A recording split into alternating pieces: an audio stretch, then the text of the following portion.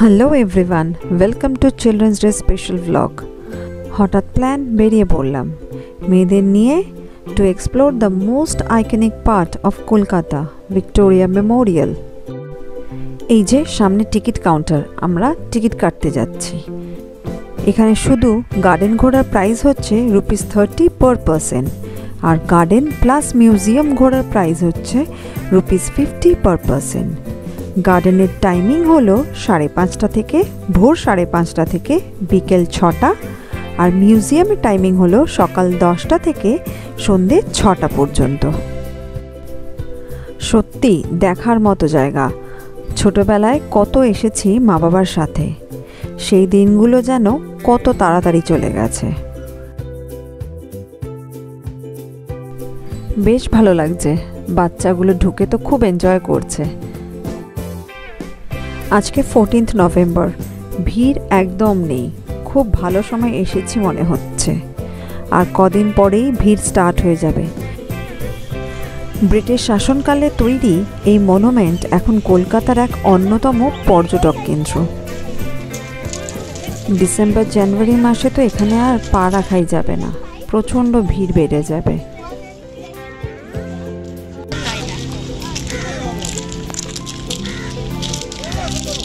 অনেক দিন পর ভিক্টোরিয়া মেমোরিয়ালে এলাম, মনে নেই এর আগে কবে এসেছিলাম। অনেক দিন পর মেয়েকে নিয়ে ওর বন্ধুরা মিলে আমরা সবাই মিলে ভিক্টোরিয়া ঘুরতে এসেছি। আজকে চিলড্রেন্স ডে, আমাদের স্কুলের চিলড্রেন্স ডে পালন করে এখন আমরা চলে এসেছি ভিক্টোরিয়া মেমোরিয়াল। এই যে ভিক্টোরিয়া মেমোরিয়াল দেখতেই পাচ্ছ, এইটা হচ্ছে মাকরানা মার্বেল দিয়ে তৈরি, আর অনেক জায়গায় গ্নিস মার্বেলও আছে, সেটা দেখতে পেলে আবার দেখাবো। এই যে আমি অনেক কটা পাথর পেয়েছি নিচ থেকে, খুব সুন্দর সুন্দর আরো আছে ব্যাগে। তোরা সব ব্যাগে এতগুলো স্টোন নিয়েছিস, স্ক্যানার মেশিনে যদি এবার ধরা পড়িস।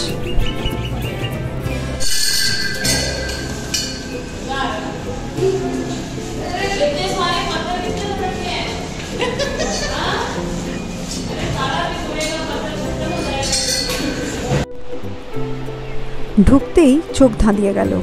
প্রথমত এই মনুমেন্টটার উচ্চতা দেখে, দ্বিতীয়ত ব্রিটিশ শাসনকাল থেকে ভারতীয় স্বাধীনতা পর্যন্ত নানা তথ্য ও যুদ্ধে ব্যবহৃত নানা অস্ত্রশস্ত্র এত যত্নে সংরক্ষণ করা দেখে দারুণ হিস্টোরিক্যাল ব্যাপার একটা। ভিক্টোরিয়া তৈরির সময় ছবিগুলো এখানে পরপর সাজানো আছে। ভীষণ ইন্টারেস্টিং লাগছে ব্যাপারগুলো।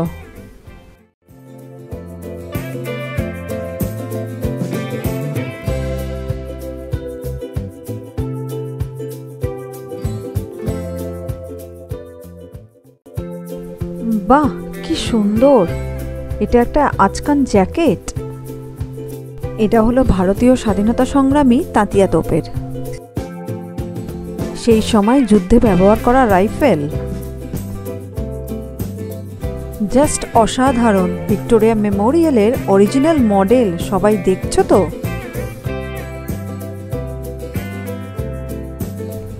বাবা, কি বড় একটা পেইন্টিং! এটা হচ্ছে one of the world's largest oil painting on a single canvas. সত্যি ভাবা যায় না চোখের সামনে এত সুন্দর একটা কাজ দেখছি।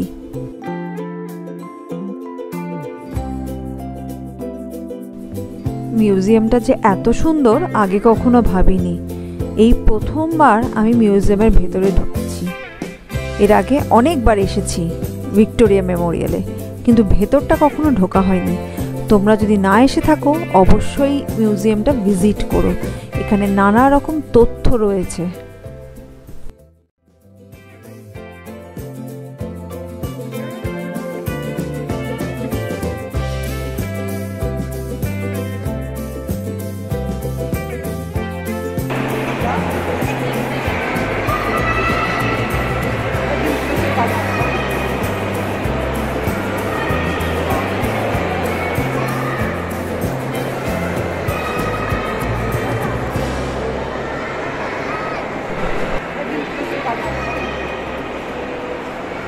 এ যুগের টেকনোলজি যতই উন্নত হয়ে যাক না কেন, তখনকার দিনের আর্কিটেকচার আর ইউজ টেকনোলজি জুড়ি মেলা ভার। এরূপ কারুকার্য আর স্থাপত্য আর হয়তো কখনোই এই যুগে হয়ে উঠবে না। সেই যুগের টেকনোলজির ছাপ সেই যুগের অস্ত্রশস্ত্রের মধ্যেও পাওয়া যায়। আজও যেন সেইগুলো নতুন। আরও একটা সুন্দর জিনিস দেখতে পাচ্ছি চোখের সামনে, ব্যাটেল অফ প্লাসির মডেল।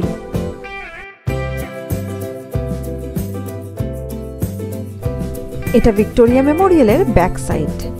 এরপরে ওপরেও নাকি যাওয়া যায়, ওপর থেকে তোমাদের আরো সুন্দর ভিউটা দেখাবো।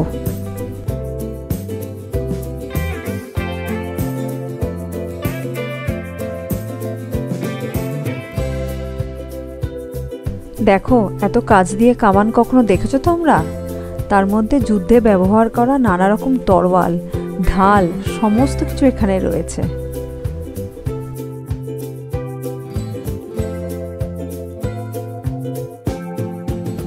কত রকমের রাইফেল এখানে দেখতে পাচ্ছি।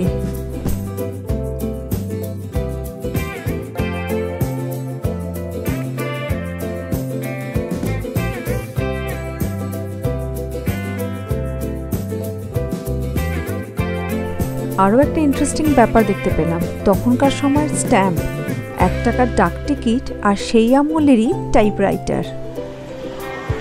আরও একটা অসাধারণ ঘর দেখতে পেলাম। এই ঘরটাতে ঢুকেই দেখছি আমাদের দেশের সোশ্যাল রিফর্মারদের ছবি। বাহ, এই ঘরটাতে শুধু তাদের ছবিই নেই, তাদের ব্যবহার করা প্রচুর জিনিস রয়েছে। যেমন এই ফাউন্টেন পেনটা ব্যবহার করতেন নেতাজি সুভাষচন্দ্র বসু, আর এই কাঠের লাঠিটা ব্যবহার করতেন ঈশ্বরচন্দ্র বিদ্যাসাগর মহাশয়। এই ইঙ্কপটটাও ঈশ্বরচন্দ্র বিদ্যাসাগর মহাশয়ের। আর এই যে রূপোর আতরদানিটা দেখছো, এটা ব্যবহার করতেন মহিষী দ্বারকানাথ ঠাকুর। ওয়াও, কি দারুণ কামানটা! দেখে তো ছুঁয়ে দেখতে ইচ্ছা করছে, কিন্তু তো দেখো ব্যারিকেড দেওয়া, ছুঁতে পারবে না। এই দোতলায় আমরা চলে এলাম, এবার দেখি এখানে কি দেখা আছে। ও বলছিল তো এখান থেকে ফটো তুলো। বাহ, সুন্দর। কলকাতা কত সুন্দর। বলেছিলাম না তোমাদের ওপর দিয়ে আবার দেখাবো, দেখো কেমন লাগছে। বাহ, আরেকটা অ্যামেজিং জায়গা। দেখি ঢুকে এর মধ্যে কি আছে। ভারতীয় স্বাধীনতা সংগ্রামের অনেক ঝলক রয়েছে এখানে। আবারও রাইফেল, নানা রকম রিভলভার, পিস্তল, গান পাউডার, কার্টিজ সমস্ত কিছু রয়েছে এখানে। বেশ ইন্টারেস্টিং জায়গাটা। সত্যি ভিক্টোরিয়া মেমোরিয়ালের এই মিউজিয়ামটা ভিজিট না করলে হয়তো জানতেই পারতাম না এত সুন্দর সুন্দর জিনিস রয়েছে এখানে। ছোটবেলা থেকে বইয়ে যা পড়েছি তার অনেক কিছুই এখানে চোখের সামনে দেখতে পেলাম। খুব ভালো লাগছে।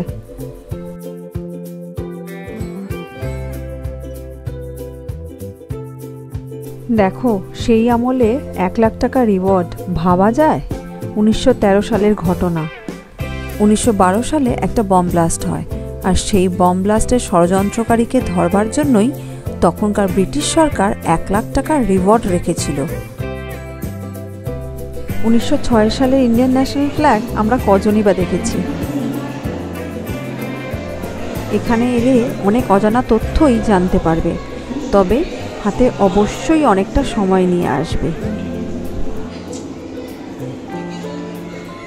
প্রজেক্টরে তুলে ধরা হয়েছে সেই সময়ের কিছু মুহূর্ত, তারই একটা ছোট্ট অংশ তুলে ধরলাম আমার প্রিয় দর্শকদের জন্য।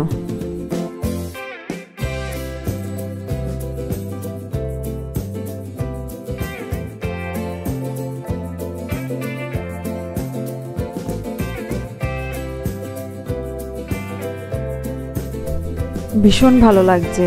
বইয়ের পাতায় তো আমরা কত কিছুই পড়েছি, কিন্তু তার চোখের সামনে দেখতে পেয়ে যেন আরো বেশি করে ফিল করছি। আমি তো আরেকবার আসবো ভাবছি, এলে আরো নতুন নতুন জিনিস জানা ও শেখা যাবে।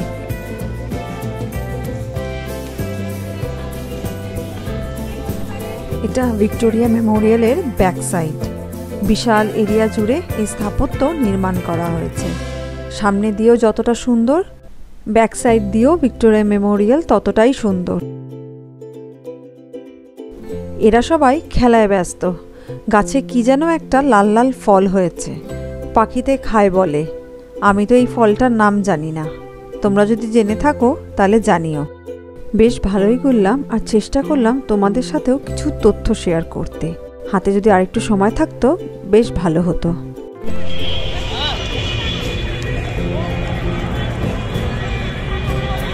এইবার আমরা বেরিয়ে গেছি এখান থেকে। বেরিয়ে এবার কোথাও একটা লাঞ্চ করব, কারণ প্রচণ্ড খিদে পেয়ে গেছে।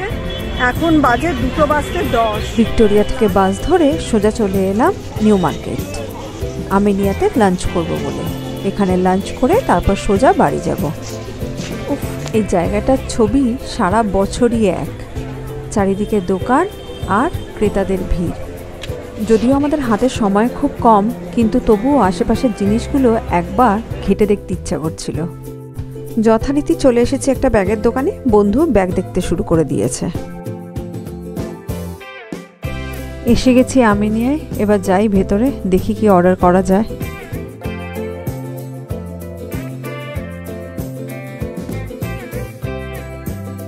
বাইরে বসার জায়গা ছিল না বলে আমরা ভেতরটায় ঢুকছি।